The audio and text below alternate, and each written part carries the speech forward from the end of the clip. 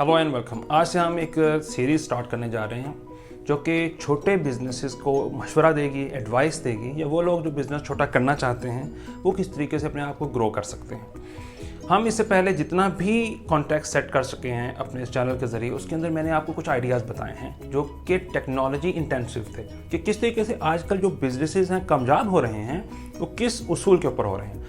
आप अपनी मेरी पिछली वीडियोस देख सकते हैं, उसके अंदर एक टेक्नोलॉजी के साथ एक और चीज़ के ऊपर फोकस किया गया था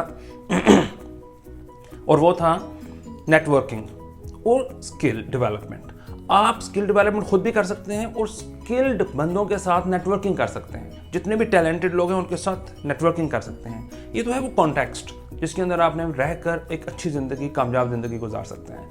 लेकिन आज से मैं एक उस कॉन्टेक्स्ट को सेट करने के बाद एक पूरी सीरीज़ चलाने लगा हूँ जिसके अंदर आप अपने अंदर वो चीज़ें लेकर आ सकते हैं, जब वो फुट स्टेप्स आप जान सकते हैं कि जिन पर चलते हुए आप एक छोटा बिजनेसमैन और छोटे बिजनेसमैन से ग्रो कर सकते हैं। और अगर आप छोटा बिजनेस स्टार्ट करने लगे हैं तो भी आपके लिए ये बहुत ज़बरदस्त किस्म के आइडियाज़ होंगे जो आपके सामने मैं लेकर आ रहा हूँ। ये एपिसोड बहुत लंबी चलेंगी, लेकिन दरमियान में हम अदर आइडियाज़ को भी बीच में लेकर आते रहा करेंगे। जैसे जैसे डिस्कशन होती है तो आइडियाज़ आते रहते हैं। तो आज का जो पहला टॉपिक इस सीरीज़ का है वो ये है कि जब भी आप कभी किसी से डील करने लगें, जब भी आप किसी से बात करने लगें, जब कभी आप किसी भी लम्हे अपने आप को ग्रो करने की तरफ, आप किसी अपॉर्चुनिटी की तरफ जाएं, तो कोशिश करें आप उनसे मिलें जो डिसीजन मेकर हैं, जो फैसला करने की सलाहियत रखते हैं, जो जिनके पास फैसला करने की अथॉरिटी है।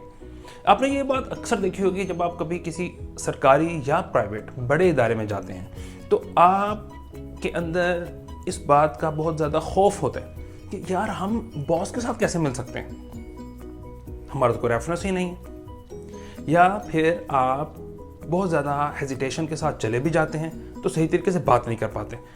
ये वो हेजिटेशन होती है जो एक अपनी ही एजम्पशन की बुनियाद पर होती है। जबकि मेरा एक्सपीरियंस ये है कि जब भी आप कभी किसी टॉप एग्जीक्यूटिव के पास जाएंगे तो वो ज़्यादा बेहतर तरीके से बात आपकी सुनता है, और जब वहाँ से बात चलकर सॉल्व होने लगती है तो वो जल्दी भी हो जाती है। अगर देर होती है तो इफ़ेक्टिव ज़रूर होती है, बात मुकम्मल आपकी होगी। अक्सर हम यहाँ क्लैरिकल स्टाफ से बात करना स्टार्ट करते हैं। इवन मैंने तो लोगों को देखा है कि लोग मुलाजमों से, किसी बड़े ऑफिस के मुलाजमों से बात करना स्टार्ट करते हैं। जिससे आपको एक बात पता होगी कि छोटे मुलाजिम से जब आप बात करने लगते हैं तो फिर आप क्या है कि वो एक बड़ी ही डे टू डे नोयत की बातें जो होती हैं वो सामने आती हैं। जो स्ट्रेटजी, जब कोई बहुत ही ज़्यादा इंपॉर्टेंट चीज़ें होती हैं वो पीछे रह जाती हैं। क्यों? आपने जब एक छोटे मीडियोकर लेवल से बात स्टार्ट करना शुरू की तो आपका सोच छोटी होगी, लेवल छोटा हो गया। इसी तरह आप जब middle executive, middle level management से बात करेंगे तो फिर आपकी सोच का, बात का, फैसले का स्टैंडर्ड कुछ और होगा। इसी तरह आप टॉप पे जब बात करेंगे या टॉप के किसी पर्सनल असिस्टेंट से भी बात करेंगे तो भी बात आपकी डिफरेंट होगी।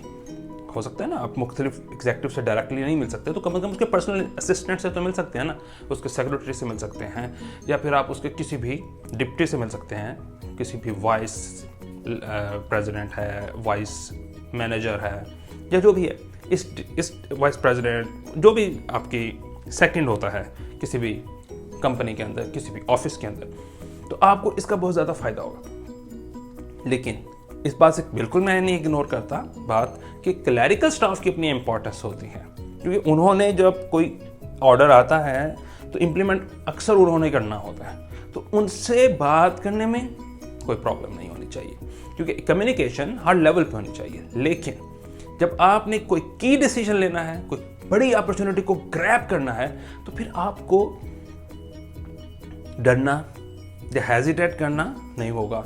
आप उनसे बात करें जो डिसीजन मेकर्स हैं, या ये कि जो कोई बड़ी पोजीशन पर आ गया है लेकिन वो डिसीजन मेकर नहीं है, फैसला नहीं कर पाता, तो भी खतरा है कि वो बात पर ही, अपनी बात पर पूरा नहीं उतरेगा।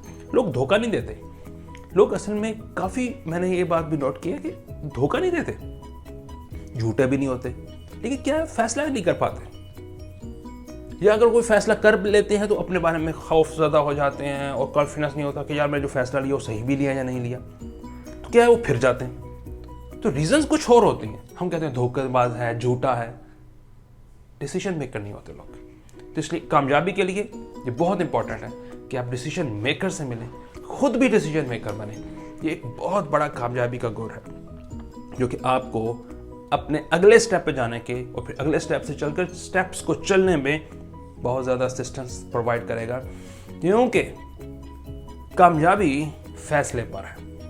आप किसी ऐसे आदमी से जो बड़े अच्छा फैसला करता है, सोच समझ के फैसला करता है, तो वही उस फैसले पर डट के खड़ा हो सकता है। लेकिन जब हमारे जैसे लोग होते हैं या कोई कमज़ोर लोग होते हैं जो फैसला ही कमज़ोर करते हैं, वो असल में झूठ या धोखा या डिट्रैक्ट नहीं होते, पीछे नहीं हटते, बल्कि फैसला नहीं कर पाते। तो फैसला उनका कच्चा पक्का सा होता है, वो फिर तोड़ देते हैं फैसला, फिर दोबारा बनाते हैं, फिर तो उनका अपना अंदर का जो है सेल्फ कॉन्फिडेंस नहीं होता।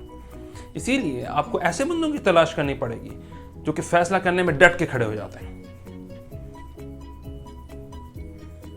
ये आज का पहला प्रिंसिपल है जो कि आपको इस सीरीज में मजीद भी आपको आइडियाज़ मिलेंगे।